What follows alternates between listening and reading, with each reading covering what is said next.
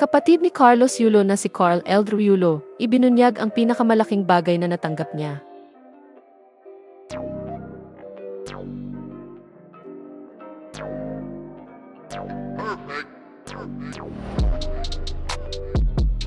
Proud na ibinahagi ng kapatid ni two-time Olympic gold medalist Carlos Yulo na si Carl Eldrew Yulo ang pinakamalaking bagay na libre raw niyang natanggap. Sa panayam sa kanya ni Julius Babaw sa bagong episode ng Unplugged sa YouTube ay tinanong siya kung ano ang pinakamalaking bagay na nabili niya sa sarili niyang pera. Pero bago niya sagutin ang tanong ay sinabi niyang hindi raw bagay at hindi rin niya binili ang pinakamalaking bagay na nagpapasaya sa kanya. Ayon sa kanya, ang pinakamalaking bagay na natanggap niya ay ang kanyang pamilya. Paliwanag niya, sobrang mahalaga sa kanya ang pamilya niya dahil nandyan sila kahit nasa highs at nasa lows na siya at sinusuportahan din siya nito emotionally at financially. Dagdag pa ni Carl, alam din daw ng pamilya niya kung ano ang mas makabubuti para sa kanya.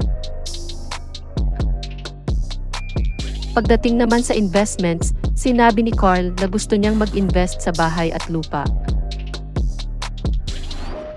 Ibinahagi rin niya sa naturang panayam na gusto niyang bilhan ng lupa ang kanyang ama dahil gusto raw mag-farm ang ama niya.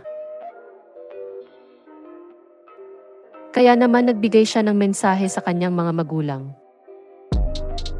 Nagpapasalamat siya sa kanyang inang si Angelica Yulo dahil sa pag-aalaga sa kanya, sa pagsuporta sa kanya, at sa pagtitiis sa kanya kahit aminadong siya ang pinakamakulit at pinakapasaway sa kanilang pamilya.